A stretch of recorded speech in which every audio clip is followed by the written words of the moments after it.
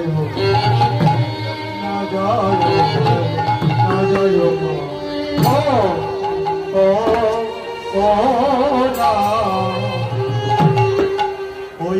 না যায়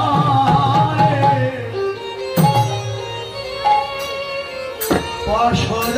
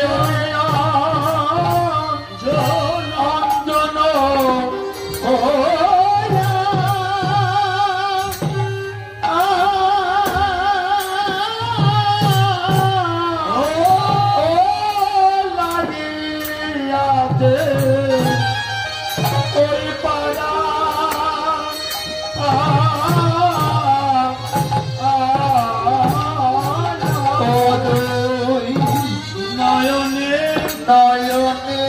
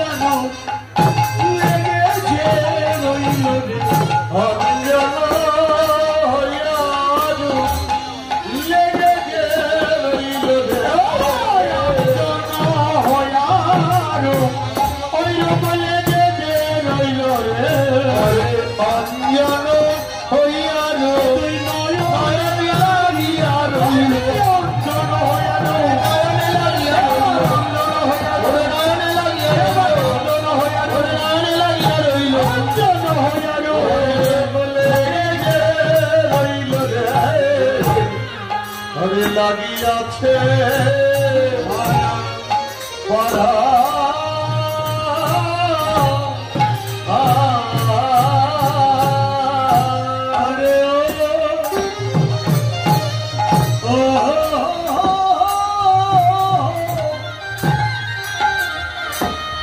জলের ভিতরে যা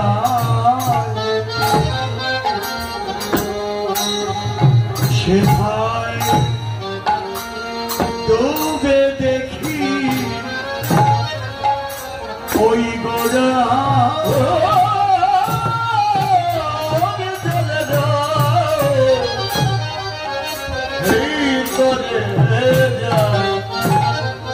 সেথায় ডুবে দেখি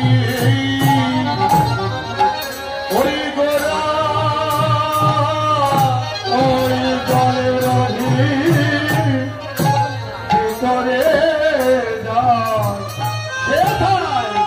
ডুবে দেখি ওই গোড়া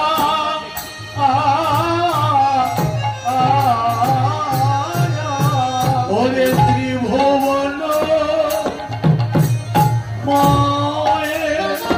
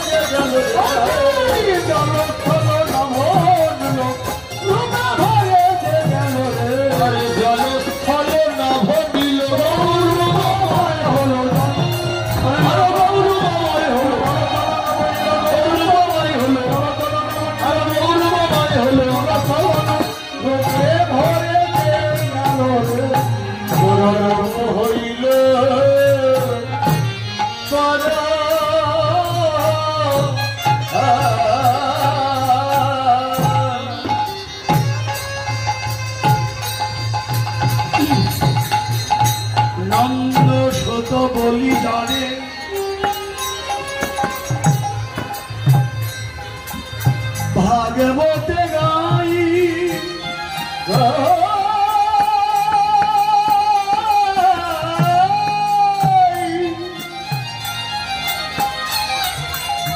সেই কৃষ্ণ অবতীর্ণ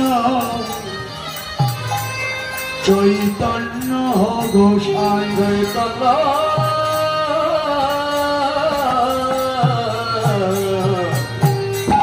চৈতন্য গোসাই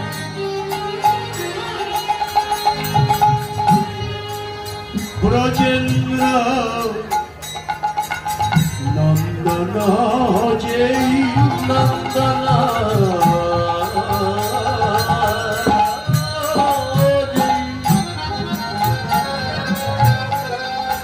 শচী সুত হলো সেই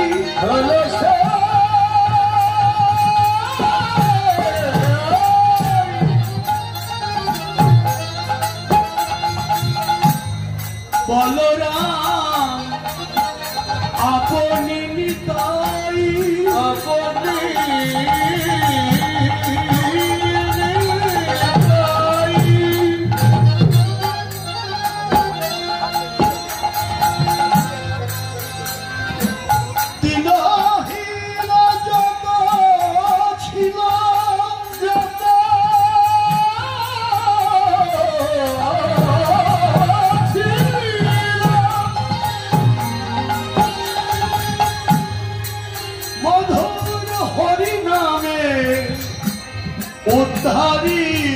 উদ্ধারি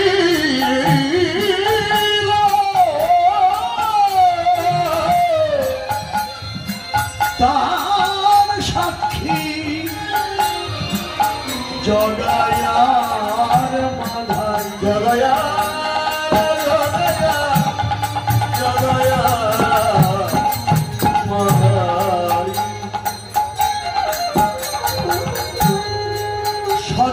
যুগে ছিলেন হরি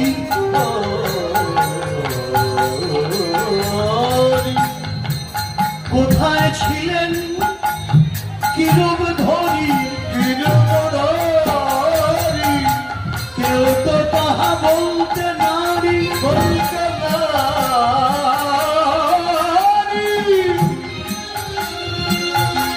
ত্রেতা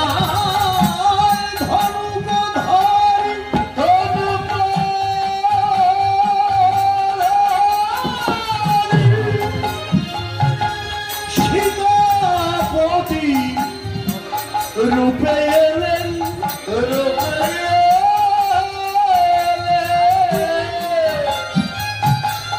রাম রাজ্য প্রকাশিলেন প্রকাশে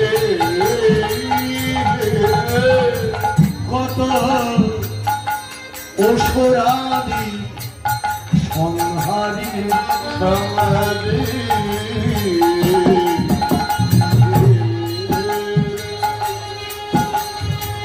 তারপরেতে প্রেম লীলা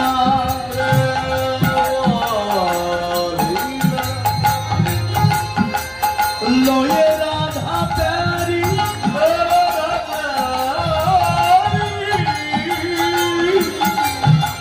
কত রসে খেলা খেলেছিলেন অকুলে যমুনা কুলে যমুনা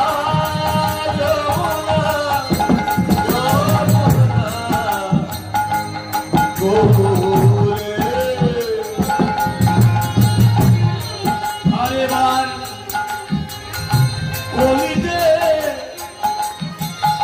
গৌরাঙ্গ লীলা লীলা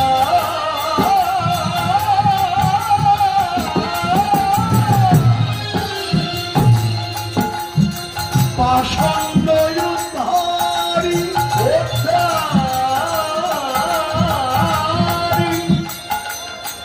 কত পাপি তাপি উদ্ধারিলে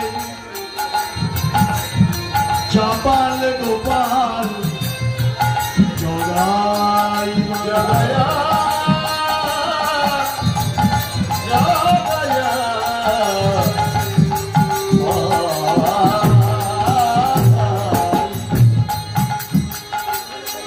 এবারে কেউ তো বাকি থাকবে না রে,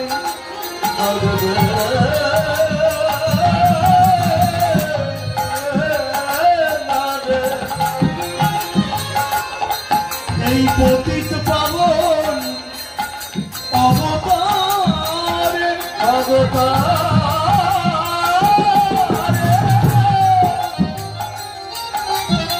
সবাই বদন ভরে হরিব।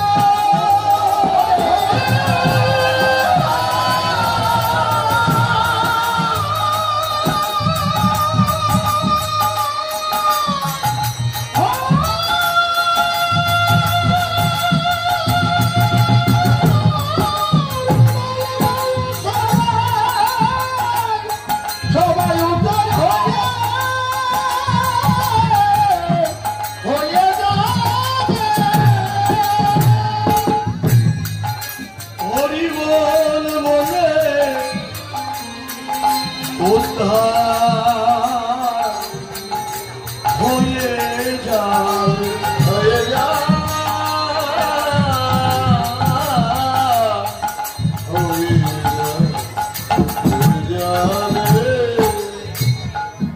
আজ পতিত পাবন গৌর হরি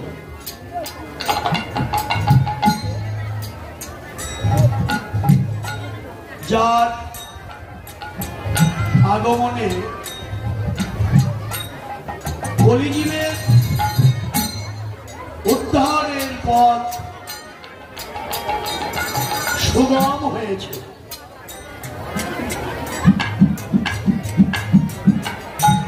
গৌর যদি না আসতেন, যদি গৌর না হইত, কেমন হইত, কেমন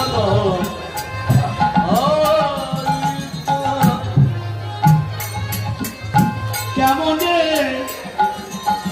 ধরিতাম হরিদা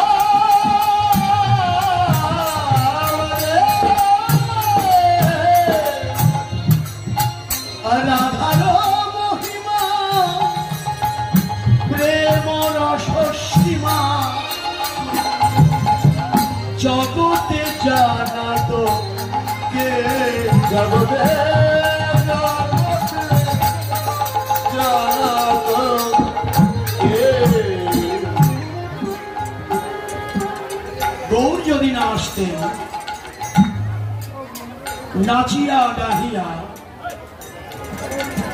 খোল করতাল লইয়া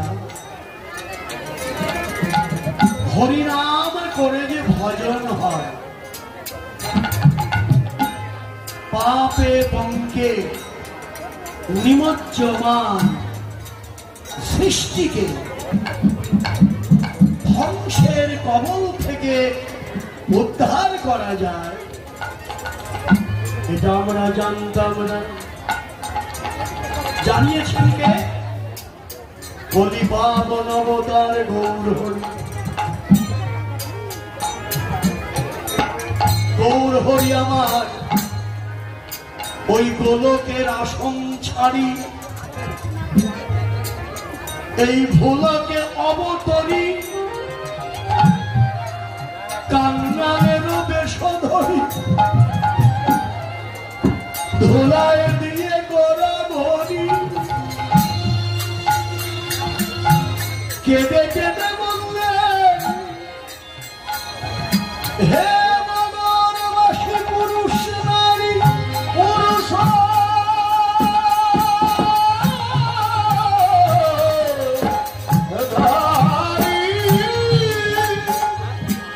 ভাই তোদের পায়ে ধরি পায়ে ধরি একবার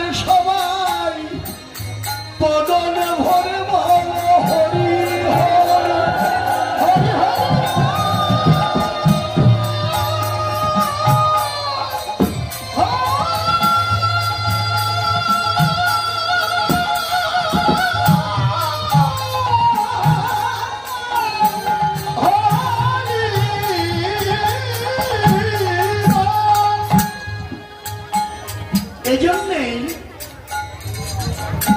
গৌরের কথা আমাদের সবার আগে বলতে হবে। গৌর চন্দ্রিকা না করলে বৃন্দাবন লীলা স্মরণ করা হয় না। গৌর তিনি হচ্ছেন, তার নাম গোরা। পদকর্তা বললেন মরমে লেগেছে গোরা। প্রতিটি বৈষ্ণব কবি গৌরকে গোরা নাম দিয়েছেন। কেন? তিনি গৌরাঙ্গ মহাপ্রভু, তিনি চৈতন্য মহাপ্রভু,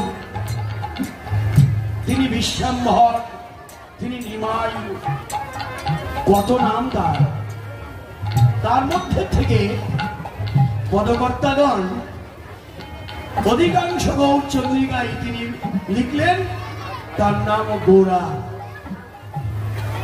সচির নন্দন গোরা, আমার গোরা নাচে প্রেম বিনোদিয়া,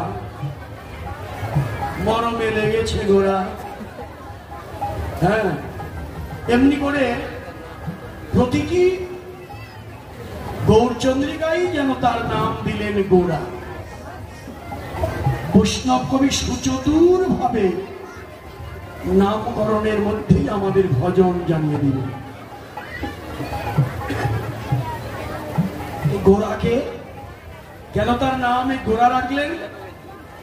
ওই যে একই কথা, গোবিন্দের আদ্যাক্ষর গো, রাধার আদ্যাক্ষর হলো রা। তাহলে কি হলো? গোবিন্দের গো, রাধার রা, দুয়ে মিলে গোরা। বা এই নামের মধ্যেই গৌরের পরিচয়, যে রাধা কৃষ্ণ মিলিত তনু, রাই চরিত কানু মরতি, রাই কানু একাকৃতি হয়ে বৃন্দাবন থেকে তিনি নদিয়ায় এসেছেন। তিনি আমাদের কলিজীবের ভজনেরও গোড়া। গোড়া মানে আদি মূল।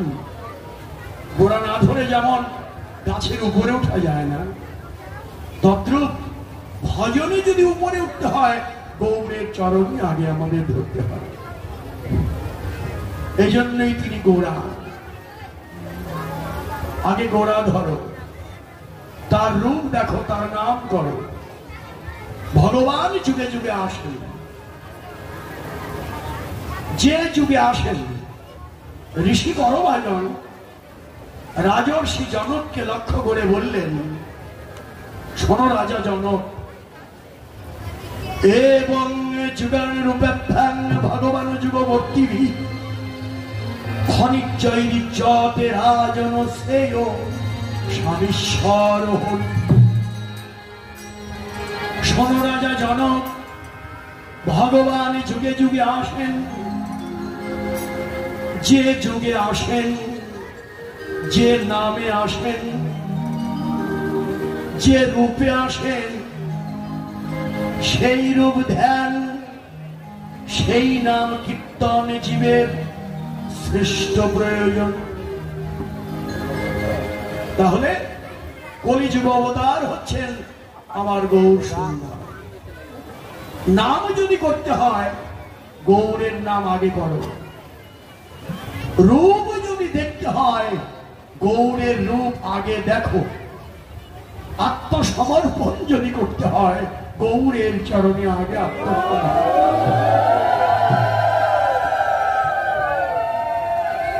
এই জন্যেই আমাদের এই প্রথমে গৌরের রূপের কথা খুব চমৎকার।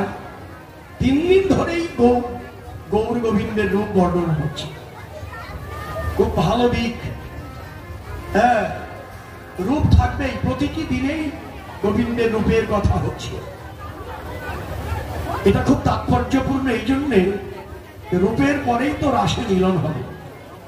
রূপ যদি না দেখা হয় ভালো করে, রূপ দেখেই তো ভালোবাসার জন্ম। তিনি সাকার হলেন কেন? ভগবান তো নিরাকার, কিন্তু তিনি সাকার হয়ে এলেন কেন? হ্যাঁ, নিরাকারে ভজন অনেক কঠিন, জীবের সাধ্য তেমন নিরাকারে ভজন হয় না। এজন্যই তিনি সাকার রূপে এসেছেন। মানুষের মাঝে মানুষের সাজে এসে তিনি তার লীলা বিলাস করেছেন। দেখো, শ্রদ্ধায় শ্রীমূর্তির সেবন। এই যে আপনারা যারা ভজনশীল বৈষ্ণব তারাই তো জানেন, ভজনের পঞ্চঙ্গের মধ্যে নাম সাধু সঙ্গ, নাম কীর্তন, ভাগবত শ্রবণ, মথুরা মণ্ডলে বাস, শ্রদ্ধায় শ্রীমূর্তির সেবন, ভজনের এই পঞ্চঙ্গ কৃষ্ণ প্রেম জন্মায় পাঁচের অল্প সঙ্গ। তাহলে এই যে শ্রদ্ধায় যে মূর্তির সেবন, তিনি বিগ্রহ রূপে মন্দিরে বিরাজিত, তিনি সচল রূপে বিরাজমান, তাই তাকে নয়ন ভরে দেখো। এই যে আমরা যে প্রণাম করি, প্রণাম করার আগে তাকে নয়ন ভরে দেখতে হয়। প্রণামেরও তাৎপর্য আছে। আগে মন্দিরের সামনে দাঁড়াও বা বসো, নয়ন ভরে তার রূপ দর্শন করো, তারপর ওই রূপের চরণে নিজেকে সমর্পণ করো। এটা ভজন। তাই তো প্রতিদিন গৌরের রূপ হচ্ছে, গোবিন্দ রূপ হচ্ছে। আজকে সেই রূপ দর্শনের পরে মিলন হবে রাসে। বাহ, আপনারা সে মিলন দর্শন করবেন, তার আগে রূপের কথা শুনছি। ভগবানের রূপ, গৌরের রূপ তো মধুময়, মধুর অতি মধুর।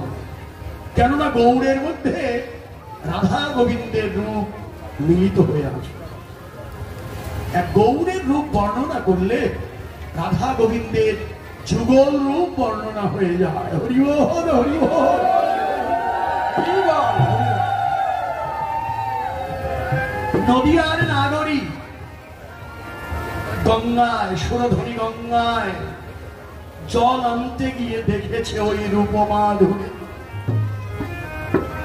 ওই রূপ দেখে আসার পর নদিয়ার অন্যান্য নাগরীদের ডেকে ডেকে বলছে, নাগরী রে, তোরা আমার কাছে আয়, তোরা আমার কাছে আয়, আমি তোদের কাছে এক রূপের কথা বলব।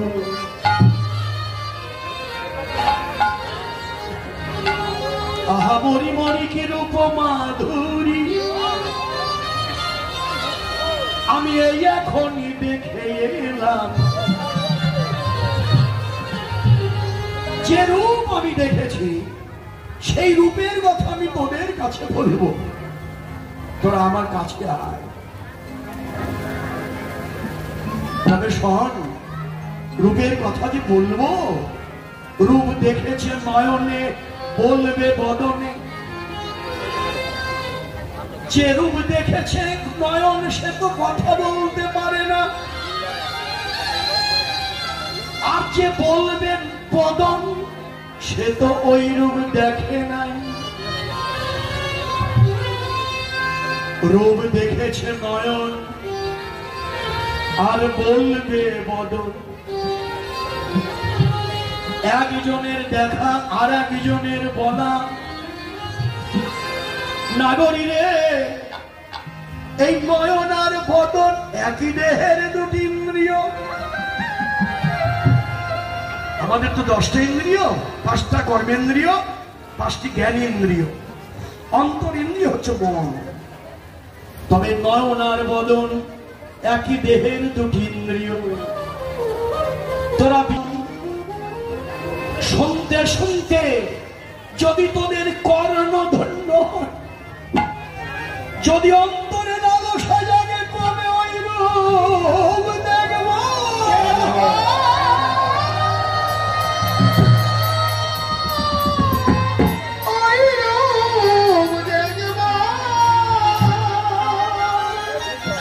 তবে আমার রূপের কথা বলাও সার্থক, তোদের শোনাও সার্থক হবে। বাহ, তাহলে বল, অমনি আরম্ভ হলো রূপের বর্ণনা। নাগরী রে,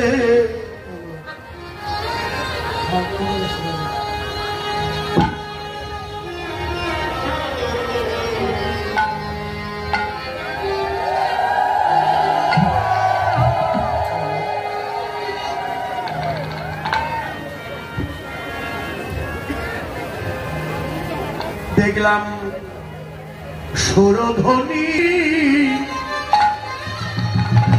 তীরে কেড়ে হরি বলে বেঁচে যায়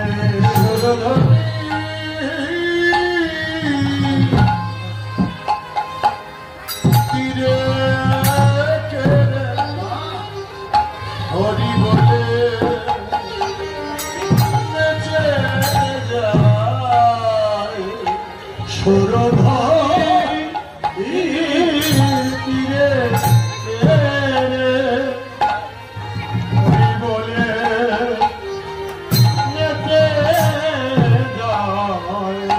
সুরধ্বনি তীরে হরি বলে বেঁচে যায় যায় রে কাঁচা সোনার বড়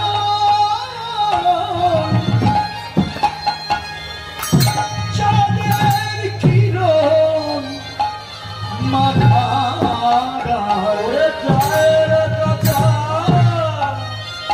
সোনার চাঁদের কিরণ মাথা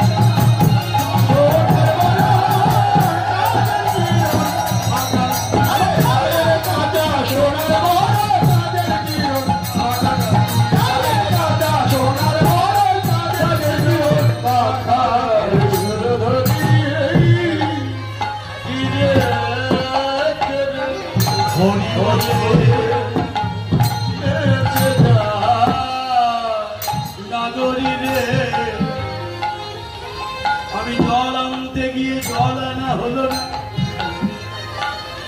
ওই মোহনের রূপে নয়ন দিয়ে